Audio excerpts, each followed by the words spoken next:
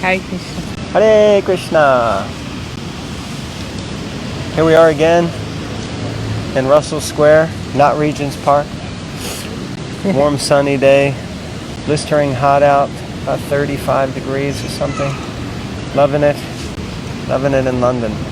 So we're going to be reading from the Canto 1, Chapter 13, Text 44 of the Srimad Bhagavatam.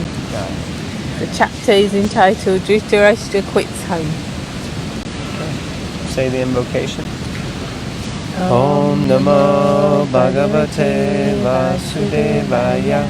Om Namo Bhagavate Vasudevaya. Om Namo Bhagavate Vasudevaya. Text 44. O King, in all circumstances, whether you consider the soul to be an eternal principle, or the material body to be perishable, or everything to exist in the impersonal absolute truth, or everything to be an inexplicable combination of matter and spirit, feelings of separation are due only to illusory affection and nothing more. Purport. The actual fact is that every living being is an individual part and parcel of the Supreme Being, and his constitutional position is subordinate cooperative service, either in his conditional material existence or in his liberated position of full knowledge and eternity. The living entity is eternally under the control of the Supreme Lord. But those who are not conversant with factual knowledge put forward many speculative propositions about the real position of the living entity. It is admitted, however, by all schools of philosophy that the living being is eternal, and that the covering body of the five material elements is perishable and temporary.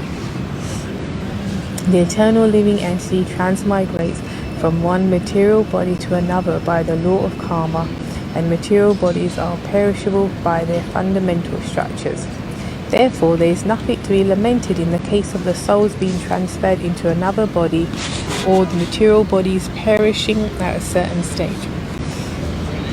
There are others also who believe in the merging of the spirit soul in the Supreme Spirit when it is uncovered by the material engagement, and there are others also who do not believe in the existence of spirit or soul, but believe in tangible matter. In our daily experience, we find so many transformations of matter from one form to another, but we do not lament such changing features. In either of the above cases, the force of divine energy is uncheckable. No one has any hand in it, and thus there is no cause of grief. Text 45. Therefore, give up your anxiety due to ignorance of the self. You are now thinking of how they, who are helpless, poor creatures, will exist without you. Purport. When we think of our kith and kin as being helpless and dependent on us, it is all due to ignorance. Every living creature is allowed all protection by the order of the Supreme Lord in terms of each one's acquired position in the world. The Lord is known as Bhuta Brit, one who gives protection to all living beings. One should discharge his duties only, for no one but the Supreme Lord can give protection to anyone else. This is explained more clearly in the following verse. Text 46. This gross material body made of five elements is already under the control of eternal time, kala, action, karma, and the mode's material nature, guna. How then can it, being already in the jaws of the serpent, protect others? The world's movements for freedom through political, economic, social, and cultural propaganda can do no benefit to anyone, for they are controlled by superior power. A conditioned living being is under the full control of material nature, represented by eternal time, and activities under the dictation of different modes of nature. There are three material modes of nature, namely goodness, passion, and ignorance. Unless one is situated in the mode of goodness, one cannot see things as they are. The passionate and the ignorant cannot even see things as they are. Therefore, a person who is passionate and ignorant cannot direct his activities on the right path. Only the man in the quality of goodness can help to a certain extent. Most persons are passionate and ignorant, and therefore their plans and projects can hardly do any good to others. Above the modes of nature is eternal time, which is called kala, because it changes the shape of everything in the material world. Even if we are able to do something temporarily beneficial, time will see that the good project is frustrated in course of time.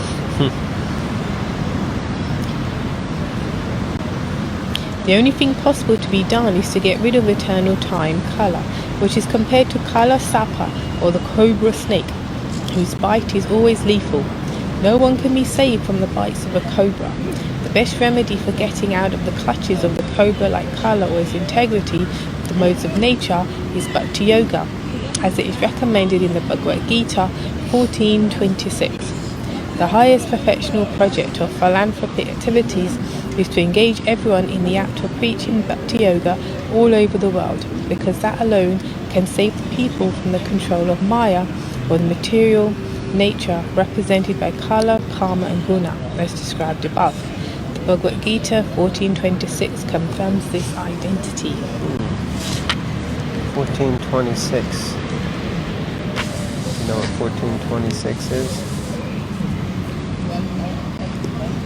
Mam chayo vyabacharena bhakti yogena sevate sagunan samatityaitan brahmabhuyaya kalpate. One who engages in full devotional service, unfailing in all circumstances, at once transcends the modes of material nature and thus comes to the level of Brahman. So we have to perform full devotional service. And we can get free from kala, karma, and guna. Not going to be easy.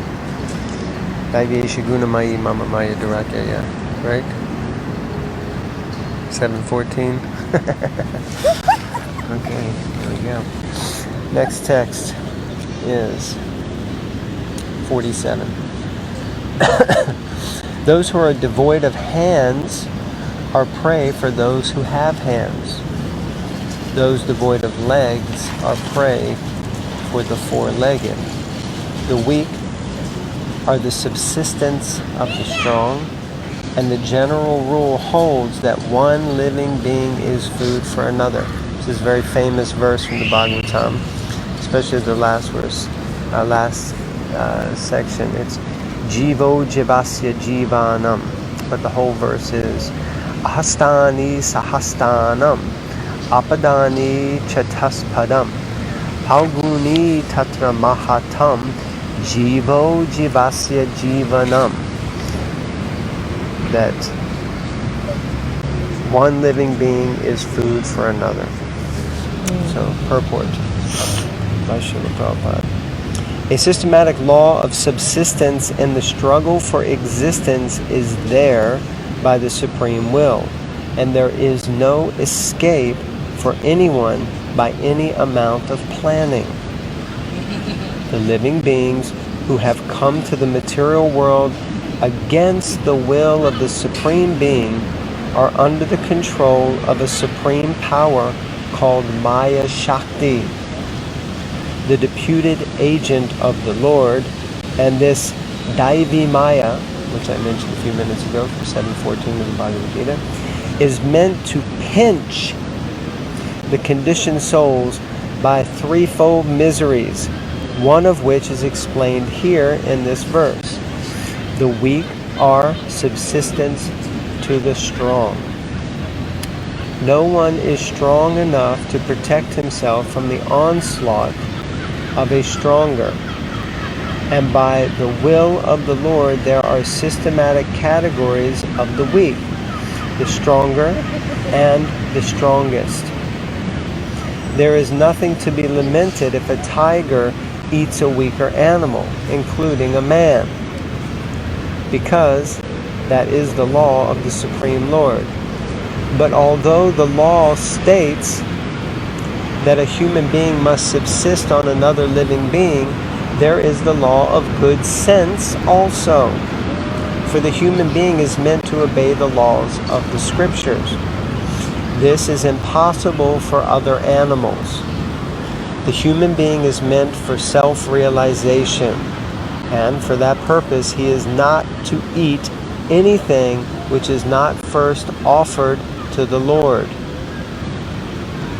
The Lord accepts from his devotee all kinds of food preparations made of vegetables, fruits, leaves, and grains. Fruits, leaves, and milk in different varieties can be offered to the Lord, and after the Lord accepts the foodstuff, the devotee can partake of the prasad, by which all suffering in the struggle for existence will be gradually mitigated. This is confirmed in the Bhagavad Gita 9.26. 9.26 is Patram Pushpam Phalam Toyam Yomi Bhakti. Even those who are accustomed to eat animals can offer foodstuff, not to the Lord directly, but to the agent of the Lord under certain conditions of religious rites. Very powerful statement. Even if you're a meat eater, you can still offer what you're eating to the Lord through the agency, one of the agents of the Lord. Injunctions of the scriptures are meant not to encourage the eaters of animals, but to restrict them by regulative principles.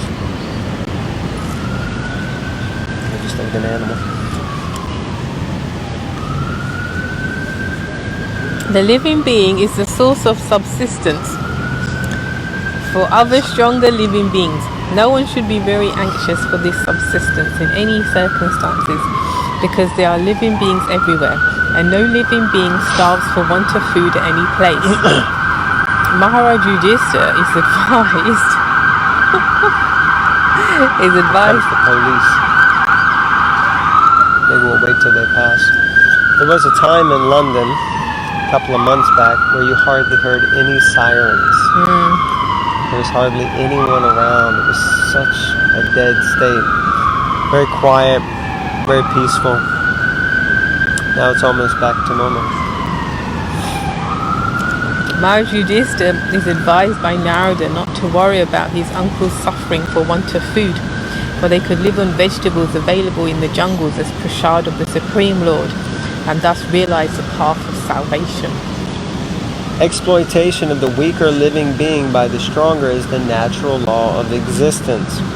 There is always an attempt to devour the weak in different kingdoms of living beings. There is no possibility of checking this tendency by any artificial means under material conditions. It can be checked only by awakening the spiritual sense of the human being by practice of spiritual regulations. The spiritual regulative principles, however, do not allow a man to slaughter weaker animals on one side and teach others peaceful coexistence. If man does not allow the animals peaceful coexistence, how can he expect peaceful existence in human society? The blind leaders must therefore understand the Supreme Being and then try to implement the kingdom of God. The kingdom of God, or Ramaraja, is impossible without the awakening of God consciousness in the mass mind of the people of the world. Text Powerful purport. Yes. Text 48.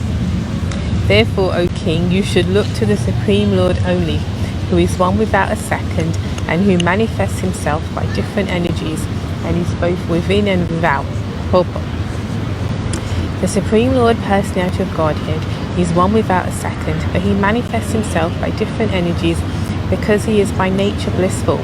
The living beings are also manifestations of his marginal energy, qualitatively one with the Lord, and there are innumerable living beings both within and without the external and internal energies of the Lord.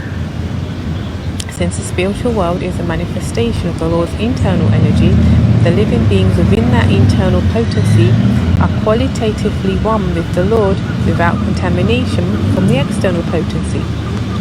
Although qualitatively one with the Lord, the living being, due to contamination of the material world, is pervertedly manifested, and therefore he experiences so-called happiness and distress in the material world. Conception of such ethereal happiness and distress is due only to the forgetfulness of his qualities, which are equal to the Lord's. There is, however, a regular current from the Lord himself, from within and without, by which to rectify the fallen condition of the living being. From within, he corrects the desiring living beings as localized paramatma, and from without, he corrects by his manifestations the spiritual master and the revealed scriptures. One should look unto the Lord. One should not be disturbed by the so-called manifestations of happiness or distress. We strive to cooperate with the Lord in his outward activities for correcting the fallen souls. By his order only, one should become a spiritual master and cooperate with the Lord. One should not become a spiritual master for one's personal benefit, for some material gain, or as an avenue of business or occupation for earning livelihood. Bona fide spiritual masters who look upon the Supreme Lord to cooperate with him are actually qualitatively one with the Lord, and the forgetful ones are perverted reflections only. Yudhishthira Maharaj is advised by Narada, therefore, not to be disturbed by the affairs of so-called happiness and distress, but to look only unto the Lord to execute the mission for which the Lord has descended. That was his prime duty. Text 49. That Supreme Personality of Godhead, Lord Shri Krishna, in the guise of all-devouring time, Kala Rupa, has now descended to the earth to eliminate the envious from the world. Purport. There are two classes of human beings, namely the envious and the obedient. Since the Supreme Lord is one and the Father of all living beings, the envious living beings are also his sons, but they are known as the asuras. But the living beings who are obedient to the Supreme Father are called devatas, or demigods, because they are not contaminated by the material conception of life. Not only are the asuras envious of the Lord and even denying the existence of the Lord, but they are also envious of all other living beings. The predominance of asuras in the world is occasionally rectified by the Lord when he eliminates them from the world and establishes a rule of devatas like the Pandavas. His designation as Kala in disguise is significant. He is not at all dangerous, but he is the transcendental form of eternity, knowledge, and bliss. For the devotees, his factual form is disclosed, and for the non-devotees, he appears like Kala Rupa, which is causal form. This causal form of the Lord is not at all pleasing to the asuras, and therefore they think of the Lord as formless in order to feel secure that they will not be vanquished by the Lord. Text 50. The Lord has already performed his duties to help the demigods, and he is awaiting the rest. You Pandavas may wait as long as the Lord is here on earth. Purport. The Lord descends from his abode, Krishna Loka, the topmost planet in the spiritual sky, in order to help the demigod administrators of this material world when they are greatly vexed by the asuras, who are envious not only of the Lord but also of his devotees.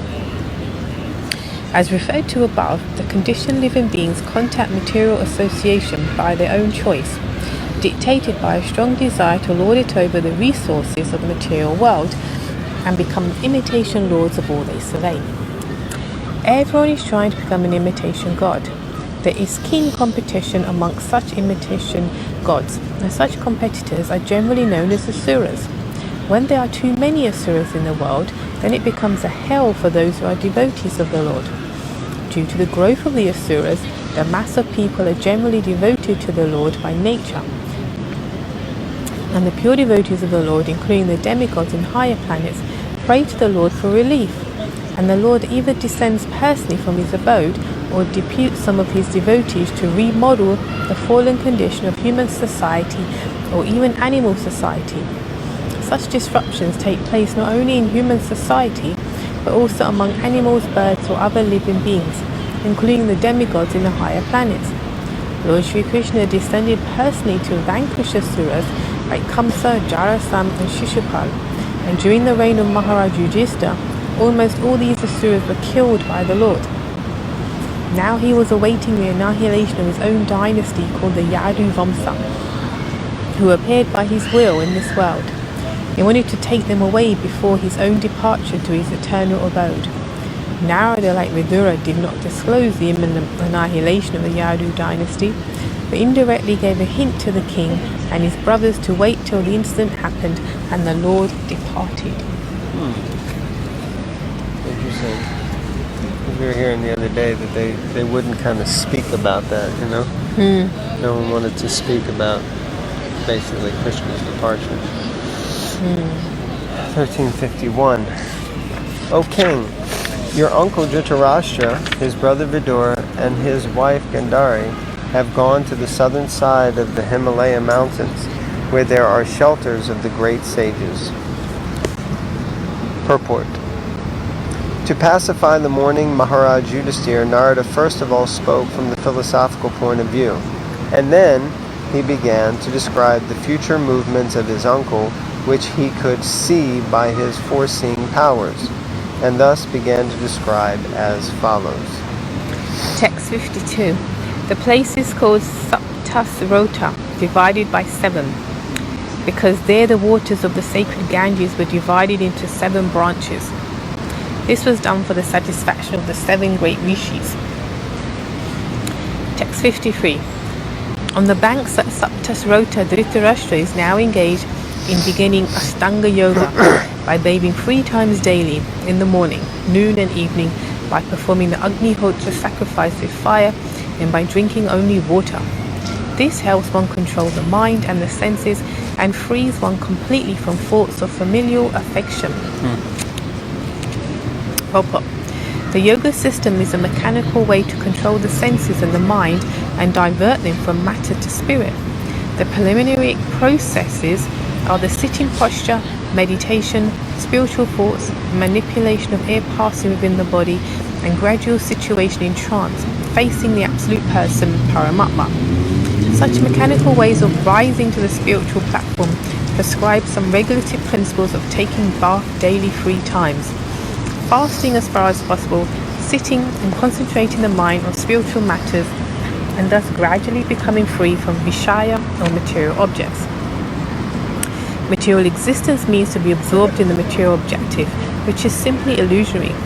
House, country, family, society, children, property and business are some of the material coverings of the spirit, Atma, and the yoga system helps one to become free from all these illusionary thoughts and gradually turn towards the absolute person, Paramatma. By material association education, we learn simply to concentrate on flimsy things, but yoga is the process of forgetting them altogether. Modern so-called yogis and yoga systems manifest some magical feats, and ignorant persons are attracted by such false things, or they accept the yoga system as a cheap healing process for diseases of the gross body. But factually, the yoga system is the process of learning to forget what we have acquired throughout the struggle for existence.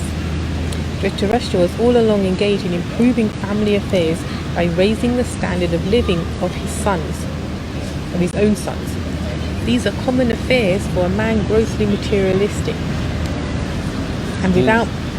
Or by usurping the property? Is that okay? Affairs.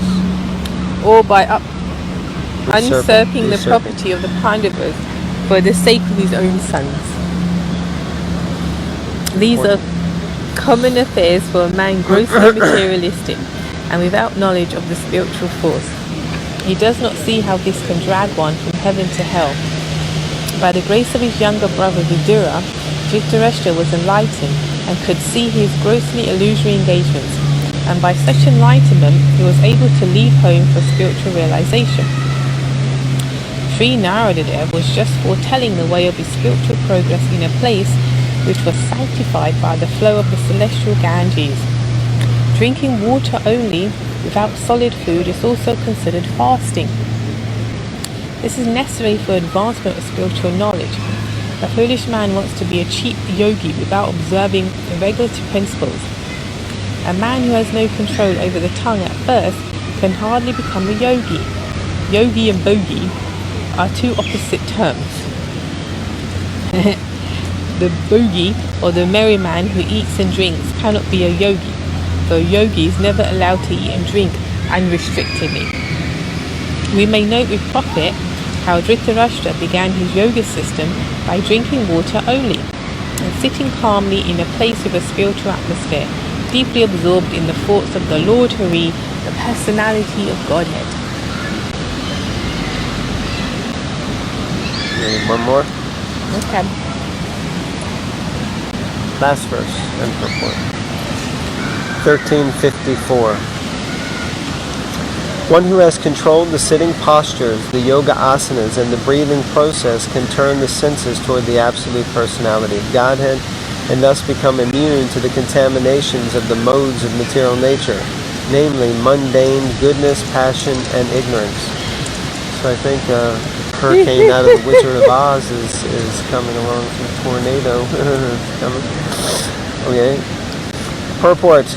The preliminary activities of the way of yoga are asana, pranayam, pratyahara, dhyana, dharana, etc. Maharaj Dhritarashtra was to attain success in these preliminary actions because he was seated in a sanctified place and he was concentrating upon one objective, namely the Supreme Personality of Godhead, Hari. Thus, all his senses were being engaged in the service of the Lord. This process directly helps the devotee to get free from the contaminations of the three material modes of nature. Even the highest mode, the material mode of goodness, is also a cause of material bondage. And what to speak of the other qualities, namely passion and ignorance. Passion and ignorance increase the material propensities of hankering for material enjoyment, and a strong sense of lust provokes the accumulation of wealth and power. One who has conquered these two base mentalities and has raised himself to the platform of goodness, which is full of knowledge and morality, cannot also control the senses, namely the eyes, the tongue, the nose, the ear, and the touch. But one who has surrendered himself unto the lotus feet of Lord Hari, as above mentioned, can transcend all influences of the modes of nature and be fixed in the service of the Lord. The Bhakti Yoga process therefore directly applies the senses to the loving service of the Lord. This prohibits the performer from engaging in material activities. This process is turning the senses from material attachment to the loving transcendental service of the Lord. This process of turning the senses from material attachment to the loving transcendental service of the Lord is called pratyahara, ultimately ending in samadhi, or absorption in pleasing the Supreme Lord Hari by all means. Hare Krishna. Thank you very much. Grantaraj Srimad Bhagavatam Ki Jai. So if anyone out there is interested in getting a set of Srimad Bhagavatams, let us know and we'll make sure it happens. Hare Krishna. Hare Krishna.